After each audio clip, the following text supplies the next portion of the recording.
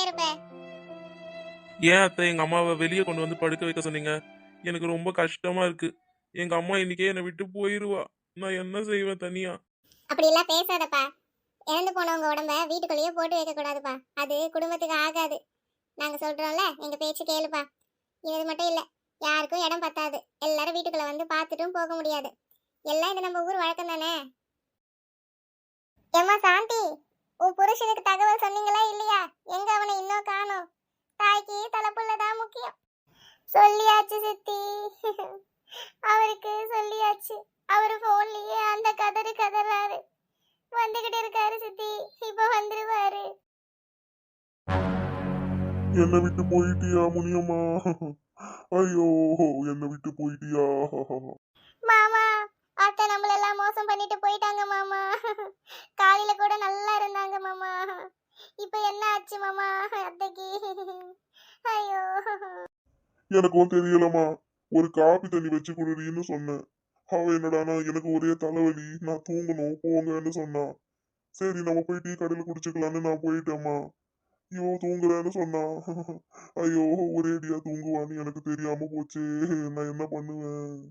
ஐயோ இனிமே எனக்கு யாரு இருக்கா முனியம்மா? நீ என்னையும் கூடவே கூட்டிட்டு போயிடு முனியம்மா. ஐயோ முனியம்மா.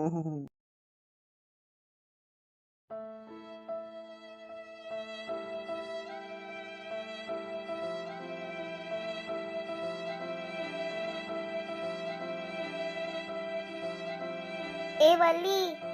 என்னக்கா? வாவலி, எல்லாரும் விட விடன்னு இருக்காங்க பாவம். போய் ஒரு காப்பி தண்ணி வச்சு கொண்டாடலாம். எங்கக்கா? இந்த வீட்லயா?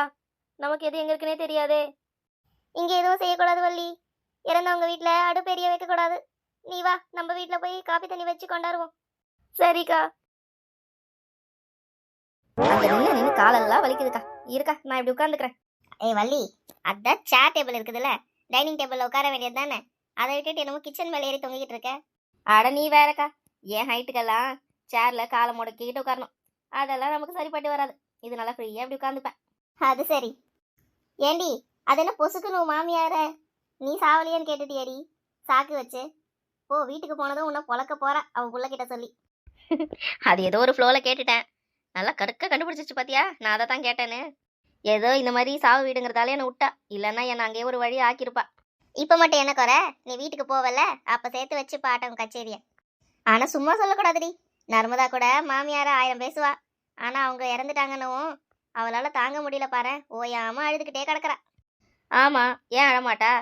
வீட்டு வேலை எல்லாத்தையும் அந்த அம்மா பார்த்து வச்சிடும். குழந்தைங்களையும் அவள் பார்த்துப்பாங்க. இது நல்லா ஊரு சுத்திட்டு வரும் கோயில் மாடாட்டம். இப்ப யார் செய்வா? இந்த அம்மா தானே எல்லாம் செஞ்சுக்கணும். அந்த வருத்தத்துக்கே உட்காந்து அழுவா. என்னாட்டமா எல்லாம் எடுத்து வைக்கணும். காஃபி குடிச்ச டம்ளர் கப்பை கூட அங்கேயே போட்டு வச்சா அதையும் எடுத்து கழுவி வைக்கணும். வீட்டு வேலைக்காரி கூட செய்ய மாட்டா. இவங்களுக்கு நான் செய்யற வேலையை ஒன்று விடாம எல்லாம் செய்யறோம். அப்பயே நம்ம பேச்சுக்கு வருதுங்க. என்னத்த சொல்றது? அல்லடி, ஆனாலும் எனக்கே கொஞ்சம் வருத்தமா தான் போச்சு. திடீர்னு இறந்துட்டாங்கல்ல. ஏதோ உடம்புக்கு எதுவும் முடியாம இருந்திருந்தா நமக்கு கொஞ்சம் சரி, உடம்பு முடியாம இருந்தாங்க அப்படின்னு மனசு தேறிக்கும். நல்லா சுத்திக்கிட்டு இருந்தாங்க, நல்லா பேசிட்டு இருந்தாங்க. திடுதிப்புன்னு இப்படி ஆகவும் நமக்கே ஒரு அதிர்ச்சியா இருக்குது. பாவம், அவங்களுக்கெல்லாம் எப்படி இருக்குதோ. இன்னும் அவங்க பெத்த பிள்ளைங்களுக்கு எப்படி இருக்கும்? ஆமாக்கா, பாவம். அவங்க பெரியவங்க இன்னும் வீட்டுக்கே வரல. அவங்களுக்கு இன்னும் செய்தி போயிருக்குது போல. ரொம்ப அழுதார் போல. ஆனா வந்துகிட்டு இருக்காரு. காஃபி ஆயிடுச்சு, நம்ம போவோமா? போலாம்க்கா. முனியம்மா, எங்களை இப்படி மோசம் பண்றதுக்கு உனக்கு எப்படிதான் மனசு வந்தது? நல்லா தானடி இருந்த. 2 நாள் ஆச்சே உன்னை பார்க்க வந்தோண்டி. இப்படி எங்களை பார்க்காமையே நீ போயிட்டியே. ஐயோ, உன் பிள்ளைங்களுக்கு யாரடி இருக்கா? உன் புருஷனை யாரடி பார்த்துப்பா? நீ இருக்கும்போதே ஒருத்தையும் சோறாக்கி வைக்க மாட்டாளேடி. நீ இல்லைன்னா யாரடி அவங்களெல்லாம் பார்த்துப்பா? இந்த கேள்விக்கு எதுவும் வராம போச்சே. சே, நம்ம மாமியாலேயே ஒரு கணக்குல சேர்த்துக்கலாம். ஆனா இது வந்ததுல இருந்து என்னையே சில்லாவளித்தனம் பண்ணின்னு இருக்கு. சின்ன பொண்ணு எப்படியோ சமாளிக்கிறா இவங்கள. நம்மளா இருந்தா அவ்வளவுதான். நம்ம மாமியார் கிட்டயே நம்மளால காலம் தள்ள முடியல. இதுகிட்டலாம் நம்ம மாட்டின்னு முடிச்சிருப்போம் போல இருக்குது. நானே எங்க மாமியார் செத்தது கலருதா, இல்லைன்னா இது என்ன பேசுறது கலருதா, எனக்கே ஒன்றும் தெரியலையே கடவுளே. சித்தி, காஃபி எடுத்துக்கோங்க நீங்க 2 பேரும். எனக்கு வேணாமா. எனக்கும் வேண்டாம். சித்தப்பா, முடியாம போயிட போகுது. எவ்வளவு நேரம் இப்படியே உட்காந்துருப்பீங்க? காஃபியை குடிங்க. வந்தாங்க. எனக்கு காஃபி போட்டு தரவலையே போயிட்டா. இனிமே எனக்கு எதுக்கு காபி? எனக்கு வேண்டாம். சரி விடுக்கா, அப்புறமா வேணும்னா குடிச்சுப்பாங்க. உள்ள எடுத்துட்டு போய் மூடி வச்சிருவோம். டேய் தம்பி, என்னடா அம்மா நம்மளெல்லாம் இப்படி விட்டுட்டு போயிட்டாங்க. நம்ம 2 பேரையும் அம்மா இல்லாத பிள்ளைய ஆக்கிட்டாங்களேடா. நம்ம கொடுத்து வச்சது அவ்வளவுதானே. அம்மா, என்னை ஏமா விட்டுட்டு போயிட்டீங்க அம்மா? நீங்க இல்லாம நாங்க எப்படிம்மா இருப்போம்? என்னை விட்டு போகாதீங்கம்மா. அம்மா, அம்மா. அட வாயா, ஊருக்கு போனவன் எப்போ வந்த? நீ இன்னும் சாகலையாம்மா? ஏல, பெத்த ஆத்தால பார்த்து சாகலையான்னு கேக்குறிய? உனக்கு அறிவு இருக்கா இல்லையாடா? அட பாவீங்களா, பூ மாலை மேடை என்னடா கொண்டு போய் எரிக்கவே பிளான் போட்டீங்களா? யார் பார்த்த வேலை இது? எவ பார்த்த வேலை இது? சொல்லுங்க, எனக்கு இப்பவே தெரிஞ்சாகணும். சி, இந்த பூ மாலை வேற. ஏண்டி அம்மா மருமகளுங்களா? அண்ணன் எப்ப சாவான் திண்ணை எப்ப காலி ஆகணும் காத்துக்குன்னு கிடந்தீங்களா? ஏதோ 2 மாத்திரையை போட்டு தூங்கிட்டேன் தலைவலின்னு. தூக்க மாத்திரையா என்ன மாத்திரையான்னு தெரியல. ச்சே, அதுக்குள்ள ஊரை கூட்டி மேலங்கொட்டி எனக்கு சாவு எடுத்து தூக்கின்னு போய் எரிக்க பார்த்துருக்காளுங்க. இவளுங்களெல்லாம் மாமா வீட்டுக்கு துரத்துனா தான் என் அருமை தெரியும். முனியம்மா, அப்ப நீ நல்லா இருக்கிறியா? உனக்கு ஒண்ணும் இல்லல்ல? ஏண்டி, அவளுங்க தான் ஏதோ சின்ன கழுதைங்க இப்படி பண்ணிட்டாளுங்க. பெரியவளுங்க நீ 2 பேரும் கிழவிங்க சும்மா தானே இருக்கிறீங்க. உங்களுக்கு தெரியாதா? ஒரு நாடி பிடிச்சி பார்க்க கூட உங்களுக்கு தெரியல. இல்ல ஒரு டாக்டரையாவது கூப்பிட்டு பார்த்துருக்கலாம். இல்ல கடவுளை சிவனே இருந்திருந்தா நான் பாட்டுக்கு எழுந்து நிற்க போறேன். இப்படி என்ன அசிங்கப்படுத்திக்கிட்டீங்களேடி எல்லாரும் சேர்ந்துக்கிட்டு. நான் இப்பவே டாக்டரை பாத்துக்கலாம், நமக்கு எப்படி இதெல்லாம் தெரியும்னு கேட்டேன் அத்தை. ஆனா சரோஜா அத்தை தான் அதெல்லாம் எனக்கு தெரியும், நான் நாடி பார்த்தேன் அது பார்த்தேன்னு சொல்லிட்டாங்க. அவங்க சொன்னதை கேட்டுட்டு தான் நானும் நம்பிட்டு என்ன மன்னிச்சிடுங்க அத்தை. ஏன் சரோஜா, இதெல்லாம் உன்னோட வேலை தானா? ஐயோ, இவகிட்ட நம்ம மாட்டினா நம்மள பீஸ் பீஸா ஆக்கிடுவா. எப்படியோ இவ மருமக மேல இவளுக்கு கோவம் இருக்குது. அதனால அவ பேரை சொல்லிட்டு நம்ம எஸ்கேப் ஆயிட வேண்டியதா. முனியம்மா, நான் போய் உன்னை அப்படி சொல்லுவேனா? அவ வேணும்னே சொல்லறா. அவ பழி என் மேல போட்டுட்டு தப்பிக்க பாக்குறா போல. நானே நூச்சு சரியா வரலையேன்னு தானே சொன்னேன். அவ டாக்டர் கூப்பிட்டு பார்க்க வேண்டியதானே. அதை விட்டுட்டு இதுக்குன்னே காத்துக்கிட்டு இருந்த மாதிரி உடனே ஊரை கூட்டி சொல்லிட்டா. இப்ப என்னடானா என் மேல சொல்றா. நான் என்ன டாக்டரை பார்க்காத கையை காலை கட்டியா போட்டுருந்தேன். அடிப்பாவி, பிளேட்டையே திருப்பி என் மேல போட்டுட்டாலே. ஐயோ, என் மாமியார் கிட்ட நான் மாட்டிக்கினே. கொஞ்சம் ஏமாந்தேன். 2 மாத்திரையை போட்டு தான் தூங்கினேன். அதுக்குள்ள மொத்த குடும்பமும் என்னை கொண்டு போய் அடக்கம் பண்ண பார்த்துட்டீங்க. அம்மா, இல்லம்மா, அப்படி நடக்கும்போது நாங்க யாருமே வீட்ல இல்ல. அப்புறம் எங்களுக்கு எப்படிமா தெரியும்? நாங்க வரும்பொழுதே பக்கத்து வீட்டுக்காரங்க எல்லாம் வந்துட்டு இருக்காங்க.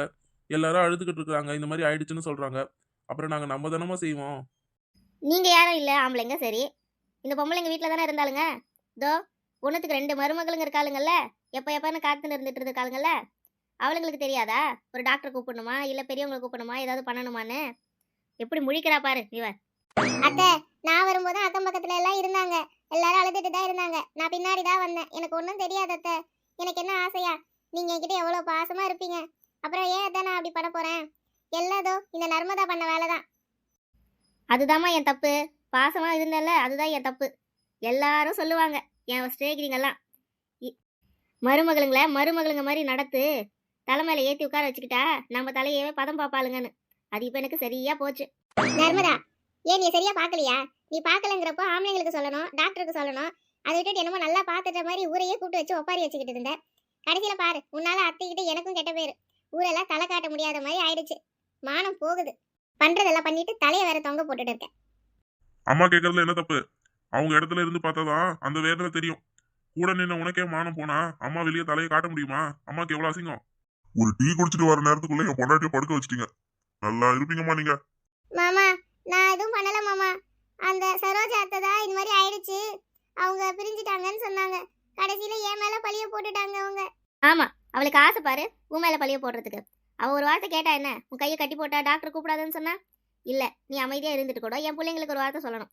அதை விட்டுட்டு நீயே முடிவு பண்ணி எல்லாத்தையும் பண்ணியிருக்கிற. உனக்கு தெரியுமா? லாயர் மாதிரி பேசுவிய, பின்ன எப்ப டாக்டருக்கும் சேர்த்து படிச்சிட்டியா நீயோ? நான் வைக்க வேண்டிய இடத்த வைக்கல. இனிமே பாருங்க, நான் யாருன்னு தெரியும். மற்ற மாமியாருங்க கூட என்னை பார்த்து பயப்படணும். ஐயோ, இவ்வளோ பொல்லாத மாமியாரா இருக்காளேன்னு. அப்படி நடந்துக்கிட்டாதான் உங்களுக்கு இத்தனை நாளாக நான் எப்படி நடந்துகிட்டு இருந்திருக்கேன்னு தெரியும். உங்களுக்கு வேலைக்காரி மாதிரி எல்லாம் செஞ்சு பொண்ணு மாதிரி பார்த்துக்கினா எப்போன்னு இருந்தாலுங்க போறாடா இதுக்குன்னு. சே, அதுதான் சொல்லுவாங்க பெரியவங்க, மாமியார் எப்பவும் அம்மா ஆக முடியாது, மருமக எப்பவும் மகளா மாற முடியாது. அது சரியா தானே இருக்கு? உனக்கு ஒரு விவரமும் தெரியலன்னா நீ எதுக்காக இப்படி சொன்ன? உனக்கு தெரியாத பட்சத்தில் நீ அமைதியாக தானே இருந்துக்கணும். அம்மாவுக்கு முடியல, உடம்பு சரியில்லை, படுத்துன்னு இருக்காங்க, எந்திரிக்கல அப்படி சொன்னா நாங்களும் என்ன ஏதுன்னு பார்ப்போம். அதை விட்டுட்டு ஒரேடியா தவறிட்டாங்கன்னே சொல்லிட்டேன். அவங்க கேட்கறது சரிதானே? அம்மா காவட்டு அத்தோட விட்டாங்க. வேற ஒரு மாமியாரா இருந்தா உன்னை வீட்டை விட்டே துரத்திருப்பாங்க. ஐயோ, அவங்களுக்கு தோணாததெல்லாம் இந்த மனுஷனே தோண வைக்கிறாரே. அவங்களுக்கு இது வரைக்கும் வீட்டுக்கு விட்டு போன போற ஐடியாவே இருந்திருக்காது. அதுக்குள்ள இவர் என்னடான்னா வீட்டை விட்டு அனுப்புற கதையை பேசுறாரு. கடைசியில் இந்த மனுஷன் தான் எப்பன்னு காத்து நின்று நம்மள தோத்துறான் போல இருக்கு. இல்லைங்க, நான் பண்ணது தப்பு தாங்க, என்னை எல்லாரும் மன்னிச்சிடுங்க. ஆனா நான் ஒன்றும் வேணும்னே பண்ணல. நானும் அத்தைக்கு இப்படி ஆயிடுச்சோங்கிற பயத்துல தான் அப்படி நம்பிட்டேன். அதுவும் இல்லாம அவங்க எல்லாம் சொல்லவும் தான் நானும் நம்பினேன். நீங்க நான் சொல்லி நம்புனீங்க, அந்த மாதிரி நான் அவங்க சொல்லி நம்புனாங்க. பாத்தி அடையவல இப்ப கூட இவன் நம்ம என்ன பண்ணியிருக்கோன்னு தெரியல. அடுத்தவங்க மேல பழிய போட்டு அவன் மேல தப்பே இல்லைன்னு சாதிக்கிறா பாரு. இன்னைக்கு சொல்றேன், ஒழுங்கா அவனுக்கு பொண்டாட்டிங்கள அவங்கவுங்க அடக்கி வைங்க. இந்த மாதிரி 4 முழத்துக்கு விட்டுட்டு ஊர்ல மானம் போற மாதிரி பண்ணாதீங்க. இவ்வளவு நடந்தோம் அவளுக்கு ஏதாவது பயம் இருக்குதா பாரு. அசால்ட்டா சொல்றா, அவங்க சொல்லி நான் நம்பினேன், நீங்க நான் சொல்லி நம்பின மாதிரி தானே கேக்குறா. அப்ப இவகிட்ட என்ன துணிச்சல் இருக்கணும். நீ கொஞ்சம் ரூமுக்கு வா, உங்ககிட்ட கொஞ்சம் நான் பேசணும். ஐயோ, கரெக்டா இந்த கிழவி ஏத்தி விடவும் ரூமுக்கு வான்னு கூப்பிடுறாரே. ஐயோ, இந்த ஆள் வேற என்ன பண்ணுவான்னு தெரியலையே. போ போ, அதான் என் மகன் கூப்பிடுறால, போமா போ. இப்பயாச்சும் அவனுக்கு நல்ல புத்தி வந்தது, அது வரைக்கும் சந்தோஷம். அம்மா கொஞ்ச நேரம் படுமா, நீயே டென்ஷனா இருக்க போல. டேய், முதலையே நான் பயங்கரமான கோவத்துல இருக்கேன். இதுக்கு நடுவில் நீ வேற வந்து படுகிட்டனாத இன்னொரு வாட்டி கொண்டு போய் என்னை ஏதாவது பண்ணிடலான்னு பார்க்குறீங்களா? தலைமலையே வச்சேன்னு ஒன்று வையே, அதிலேயே கட்டு போட்ட மண்டையாட்டம் தான் இருக்கிற. இன்னொரு வாட்டி நல்லா ரத்த கட்டே போட்டுப்பேன். பேசாமல் எழுந்து போயிடுங்க, யாரையும் கண்ணு முன்னாடியே நிற்காதீங்க. நான் என்னம்மா பண்ணேன்? பேசாமல் ஒழுங்காக எழுந்து போயிடுங்கடா. என் பேச்சுக்கு வர வேலை வச்சுக்காதீங்க. இப்போதான் ஒருத்தனுக்கு பொண்டாட்டி அடக்கணுன்ற புத்தி வந்திருக்குது. போ போ, போய் நீயும் பொண்டாட்டியை அடக்கி வை. ஏங்க, எனக்கு தெரியுங்க, எல்லாரையும் என்ன திட்டுறாங்கன்னு தானே நீங்க என்ன உள்ள கூட்டிட்டு வந்துட்டீங்க. உங்களுக்கு என் மேல எவ்வளோ பாசம் இல்லைங்க. ஆமா ஆமா, எங்க அம்மா உசுரோட இருக்கும்போதே குழி தோண்டி புதைக்க பார்த்தல, அதனால உன் மேல எல்லை கொள்ள பாசம். ஐயோ, நீங்களும் என்ன நம்ப மாட்டீங்களேங்க. நான் என்ன வேணும்னேவா உயிரோட இருந்த அத்தையை கொண்டு போய் இப்படி பண்ணணும்னு நினைச்சேன். நானே அவங்க இறந்துட்டாங்கன்னு தானுங்க நினைச்சேன். நான் ஏதோ வேணும்னே பண்ண மாதிரி நீங்க இப்படி என் மேல கோவப்பட்டா எப்படிங்க? அத்தை தான் புரிஞ்சுக்க மாட்டாங்க, நீங்களும் என்ன இப்படி சந்தேகப்படுறீங்களே. எனக்கு அதுதான் ரொம்ப கஷ்டமா இருக்கு. அடியே, சந்தேகம்லாம் ஒன்றும் இல்லை, கன்ஃபார்மாவே சொல்றேன். உனக்கு எங்க அம்மாவை கண்டாலே ஆகாது. அவங்க என்னதான் நல்ல குணமா உனக்கு எல்லாம் செஞ்சு செஞ்சு வச்சாலும் அவங்க மேல ஊர் ஊரா குறை சொல்லிட்டு தான் சுத்தினேன். எனக்கு என்ன தெரியாதுன்னு நினைச்சிட்டு இருக்கியா? உன்கிட்டலாம் பேசுறது கூட தப்பு. நீ செஞ்ச வேலைக்கெல்லாம் உன்னை அடிச்சா அது தப்பே இல்லடி. ஐயோ, என்ன விட்டுருங்க. உன்னை ஆ, அட பாவி, என்ன அடிச்சு கொலையா கொளுறானே, இவனை கேட்க ஆள் இல்லையா? அப்படியா? அதோ இரு. ஐயோ அம்மா, என்ன விட்டுருங்க. உனக்கு ஒண்ணு என்ன பண்றேன்னு பாரு. ஐயோ அம்மா, ஆ, என்ன விட்டுருங்க, என்ன விட்டுருங்க. ஐயோ, விட்டாங்க.